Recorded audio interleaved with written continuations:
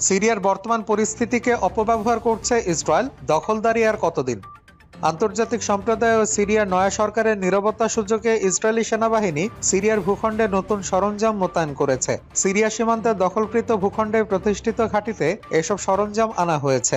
Israeli যুদ্ধমন্ত্রী Israel কার্য অধিকৃত গোলানের জাবাল আর শেখ অঞ্চল পরিদর্শনের সময় জোর দিয়ে বলেছে, নতুন করে সিরিয়ার যে অঞ্চল তাদের দখলে এসেছে তা থেকে ইসরায়েলি সেনাবাহিনী সরে যাবে না, বরং সিরিয়ায় তাদের অবস্থান আরো শক্তিশালী করবে। পার্স টুডে জানিয়েছে, ইসরায়েলি যুদ্ধমন্ত্রীর দেওয়া ভাষ্যমতো অধিকৃত গোলান মালভূমি এবং উত্তরাঞ্চলের নিরাপত্তা নিশ্চিত করার জন্য তাদের সেনাবাহিনীর নতুন দখলকৃত এলাকাগুলো দৃঢ়তার সঙ্গে রক্ষা করবে। সিরিয়ার ভূখণ্ড দখলে রাখার বিষয়ে ইসরায়েলি ঘোষণা আসার পরও মানবাধিকারের দাবিদার পশ্চিমা দেশগুলো এখন এই গুরুত্বপূর্ণ বিষয়ে কোনো প্রতিক্রিয়া জানায়নি। লেবানন, সিরিয়া এবং দখলদার ইসরায়েল সীমান্তে অবস্থিত জাবাল আর শেখ বা হারমুন হচ্ছে অত্যন্ত কৌশলগত একটি এলাকা। এই অধিকৃত পয়েন্টটিকে গোটা অঞ্চলের চোখ হিসেবে গণ্য করা হয়। জাবাল আর শেখ বা হারমুন পর্বতাঞ্চল কৌশলগতভাবে গুরুত্বপূর্ণ, কারণ এটি এই অঞ্চলের সবচেয়ে উঁচু জায়গা। হারমুন পর্বতকে এই অঞ্চলের সবচেয়ে গুরুত্বপূর্ণ প্রাকৃতিক দুর্গ হিসেবে বিবেচনা করা হয়। এখান থেকে প্রতিপক্ষের আক্রমণ সম্পর্কে পূর্বাভাস পাওয়া সম্ভব। এছাড়া এখন থেকে রাজধানী দামেস্কের দূরত্ব মাত্র 40 কিলোমিটার। হারমুন পর্বতে রাডার স্থাপনের মাধ্যমে এখন অনেক বিস্তৃত এলাকা পর্যবেক্ষণ করতে পারবে ইসরায়েল। উপরে অবস্থানের কারণে গোয়েন্দা তথ্য সংগ্রহের পাশাপাশি নজরদারিতে বিশেষ সুবিধা পাবে তারা। সমরবিদরা বলছেন, উন্নত সেন্সর স্থাপনের ফলে শত্রুর যোগাযোগ বাধাগ্রস্ত হবে এবং সেনাদের গতিবিধি পর্যবেক্ষণ করা হবে। বিশেষ বাহিনী সিরিয়া এবং তার বাইরে গোপন অভিযান পরিচালনার জন্য পাহাড়ের আবরণকে কাজে লাগাতে পারে। ইহুদিবাদী সূত্রের মতে, দখলদার ইসরায়েলি বাহিনী সিরিয়ার ভূখণ্ডের 14 কিলোমিটার গভীরে জাবাল আর শেখ অঞ্চলে অবস্থান করছে। ইসরায়েলের আর্মি রেডিও আরো ঘোষণা করেছে, ইসরায়েলি মন্ত্রিসভা সিরিয়ার জাবাল আর শেখ অঞ্চল দখলে রাখতে এবং একটি বাফার জোন প্রতিষ্ঠা করতে সম্মত হয়েছে। সিরিয়া সাবেক প্রেসিডেন্ট বাশার আসাদের পতন ঘটিয়ে হায়াত তাহারির আসাম সিরিয়া নিয়ন্ত্রণ নেওয়ার পরপরই সিরিয়ার গুরুত্বপূর্ণ সামরিক ঘাঁটিতে হামলা শুরু করে ইসরায়েল। সিরিয়া সামরিক ঘাঁটি, বহু যুদ্ধবিমান, ভূমি থেকে নিক্ষেপযোগ্য ক্ষেপণাস্ত্র ব্যবস্থা, উৎপাদন ক্ষেত্র, ওয়্যার হাউস এবং ভূমি থেকে ভূমিতে নিক্ষেপযোগ্য ক্ষেপণাস্ত্র ইসরায়েলি হামলার লক্ষ্যবস্তুতে পরিণত হয়। সেগুলোকে ইসরায়েল ধ্বংস করে দেয়। শুধু তাই নয়, চুক্তি লঙ্ঘন করে সিরিয়ার অধিকৃত গোলান মালভূমির অনেক এলাকা দখলে নেয় ইসরায়েল। কুনেত্রা সহ এই মালভূমির আশপাশের কিছু এলাকাও তারা দখল করে। 1967 সালে গোলান মালভূমির একাংশ দখল করে দখলদার ইসরায়েল এবং 1981 সালে বেআইনিভাবে অঞ্চলটি অধিগ্রহণ করে। গোলান মালভূমি ইস্যুতে 1974 সালে চুক্তি ভেঙে পড়েছে বলে নেতানিয়াহু ঘোষণা করেছে। সিরিয়া নয়া সরকার ও আন্তর্জাতিক মহল ইসরায়েলীয় অবৈধ দখলদারির বিষয়ে খুব একটা উচ্চবাচ্য করছে না, মৌখিক নিন্দা জানানোকেই যথেষ্ট বলে মনে করছে। তবে এক্ষেত্রে ব্যতিক্রম ইসলামী প্রজাতন্ত্র ইরান। ইরান স্পষ্টভাবে ইহুদিবাদী ইসরায়েলের বিরুদ্ধে পদক্ষেপ নিতে জাতিসংঘ নিরাপত্তা পরিষদের প্রতি আহ্বান জানিয়েছে। ইরানের সর্বোচ্চ নেতা এর আগে বলেছেন, দখলদারেরা সিরিয়ায় টিকতে পারবে না। আকাশে ধসে পড়ল যুক্তরাষ্ট্রের 1000 কোটি টাকার যুদ্ধবিমান। এই মুহূর্তে বিশ্বের সবচেয়ে বড় পরাশক্তি দেশ মার্কিন যুক্তরাষ্ট্র। আর্থিক সক্ষমতা, প্রযুক্তি, এমনকি সামরিক শক্তিতে দেশটির ধারে কাছে নেই কোনো দেশ। এই দেশের কাছেই রয়েছে সর্বাধুনিক প্রযুক্তির স্টেলথ ফাইটার জেট। F-35 সিরিজের যুদ্ধ বিমানগুলোর সঙ্গে কোনো দেশই লড়াইয়ে যেতে চায় না। তবে এবার অত্যাধুনিক সেই যুদ্ধ বিমানই ভেঙে পড়েছে যুক্তরাষ্ট্রের আকাশে। যুক্তরাষ্ট্রের আলাস্কার ফেয়ারব্যাঙ্কসে ইয়েলসন এয়ারফোর্স ঘাঁটিতে বিধ্বস্ত হয়েছে একটি F-35 যুদ্ধ বিমান। বিমান ঘাঁটি কর্তৃপক্ষের বরাত দিয়ে CBS নিউজ জানায়, স্থানীয় সময় মঙ্গলবার দুপুর 12:49 ওই যুদ্ধ বিমান বিধ্বস্ত হয়। তবে বিবৃতি অনুযায়ী পাইলট যথাসময়ে প্যারাশুট খুলে বেরিয়ে যেতে সক্ষম হয়েছিলেন। পরে পাইলটের শারীরিক অবস্থা খতিয়ে দেখতে তাকে বাসেট আর্মি হসপিটালে নিয়ে যাওয়া হয়, কিন্তু তার অবস্থা স্থিতিশীল রয়েছে বলে জানিয়েছে হাসপাতাল কর্তৃপক্ষ। তবে তাৎক্ষণিকভাবে পাইলটের পরিচয় নিশ্চিত করা হয়নি। যুক্তরাষ্ট্রের তৈরি অত্যাধুনিক এই যুদ্ধ বিমান রাডার প্রযুক্তির ফাঁকি দিতে সক্ষম এবং যুক্তরাষ্ট্র ছাড়া তার ইউরোপীয় মিত্র এবং ইসরায়েলের কাছেও এই F-35 যুদ্ধ বিমান রয়েছে। নেটোর অন্যতম মুসলিম দেশ তুরস্ক এই যুদ্ধ বিমান কিনতে শেষ পর্যন্ত ব্যর্থ হয়। নিজের বাড়ি অক্ষত দেখে সিজদায় লুটিয়ে পড়লেন ফিলিস্তিনি নারী।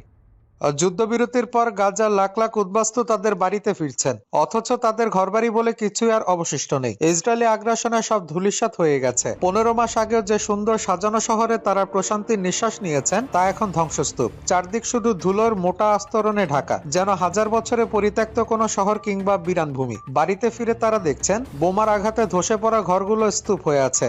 কোনো বাড়ি শুধু ক্ষতবিক্ষত কাঠামোটাই দাঁড়িয়ে আছে, দেয়ালগুলো কোনো মস্ত দানবে খুলে নিয়েছে। অনেকে তাদের প্রতিবাদের নিচে বাড়িটি খুঁজে পাচ্ছেন না। এর মধ্যে একজন উদ্বাস্তু ফিলিস্তিনি নারী দেখলেন কয়েকটি বাড়ি অক্ষত দাঁড়িয়ে আছে। অবিশ্বাস নিয়ে তিনি তাকিয়ে থাকলেন একটি বাড়ির দিকে। না, তিনি স্বপ্ন দেখছেন না, এটি তারই সাজানো ঘর। কংক্রিটের ভাঙা খণ্ডের মধ্য দিয়ে তিনি দৌড়াতে থাকলেন বাড়িটির দিকে। গেট খুলে ভিতরে ঢুকে তার অবিশ্বাস ভাঙল। কান্নার সঙ্গে সঙ্গে আল্লাহ সিজদায় লুটিয়ে পড়লেন তিনি। সামাজিক যোগাযোগ মাধ্যম এক্সে শেয়ার করে একটি ভিডিওতে দেখা যায় ওই ফিলিস্তিনি নারী একটি বাড়ির দিকে দৌড়াচ্ছেন এবং বলছেন, এটি আমার বাড়ি, এটি আমার বাড়ি। বাড়ির বাইরে গেট খুলে ভিতরে ঢুকলেন তিনি। এই সময় বারবার তাকে আলহামদুলিল্লাহ উচ্চারণ করতে শোনা যায়। ভিডিওতে দেখা যায় বিসমিল্লাহ বলে তিনি বাড়িটির গেট খুলছেন এবং ভেতরে ঢুকেই কান্নায় ভেঙে পড়েন। পর মুহূর্তে দেখা যায় তিনি মহান আল্লাহ সিজদায় লুটিয়ে পড়লেন এবং কান্না করতে থাকলেন। মিস ফালাস্তিনিয়া নামে একটি অ্যাকাউন্ট থেকে ভিডিওটি শেয়ার করা হয়েছে। শেয়ার করার 48 ঘন্টার মধ্যে এটি প্রায় 8 লাখ বার দেখা হয়েছে। 12,000 মানুষ ভিডিওটিতে মন্তব্য করেছেন এবং 3,000 মানুষ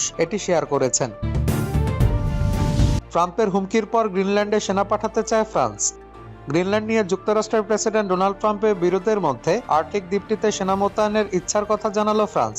দেশটির পররাষ্ট্রমন্ত্রী জে নোয়েল ব্যারট বলেছেন, ফ্রান্সে গ্রিনল্যান্ডে সেনা মোতায়েন করতে ইচ্ছুক। মার্কিন প্রেসিডেন্ট ডোনাল্ড ট্রাম্প তার প্রথম মেয়াদে গ্রিনল্যান্ড কেনার ধারণাটি উত্থাপন করেছিলেন। চলতি বছরের শুরুতে ক্ষমতায় ফিরে আসার পরে ধারণাটি আবার পুনরুজ্জীবিত করেন।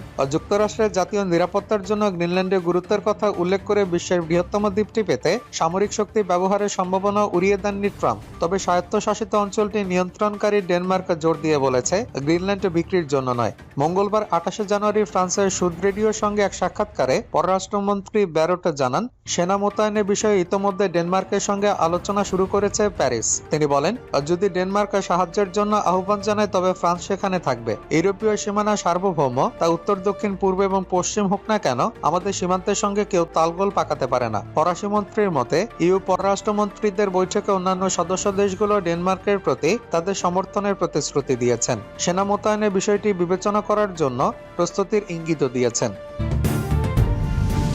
রাশিয়া 104 ড্রোন দিয়ে ইউক্রেনে হামলা।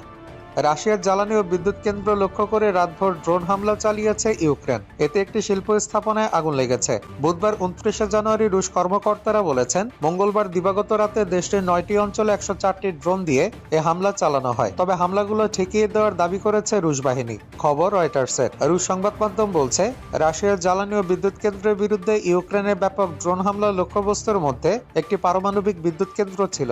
বেলারুশ সীমান্তবর্তী পশ্চিমাঞ্চলীয় স্মোলেনস্ক অঞ্চলে পারমাণবিক বিদ্যুৎ কেন্দ্রে হামলা চালানোর চেষ্টা করে একটি ড্রোন বিমান প্রতিরক্ষা ব্যবস্থা ধ্বংস করেছে বলে টেলিগ্রাম পোস্টে দাবি করেছেন অঞ্চলটির গভর্নর ভ্যাসিলি আনোখিন।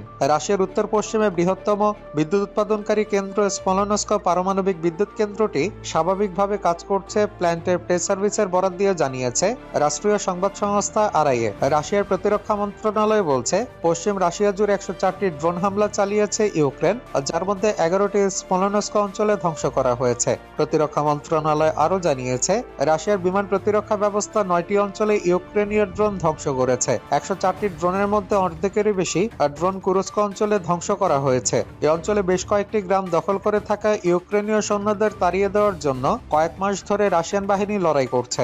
ইউক্রেন থেকে প্রায় 800 কিলোমিটার পূর্বে নিজনি নভগরোড অঞ্চলের কন্তভোতে একটি শিল্প স্থাপনায় ধ্বংসপ্রাপ্ত ড্রোনের ধ্বংসাবশেষ থেকে আগুন লেগেছে বলে আঞ্চলিক গভর্নর গ্লেব নিকিতিন টেলিগ্রাম পোস্টে জানিয়েছেন। তিনি আরো বলেন, কোনো হতাহতের ঘটনা ঘটেনি।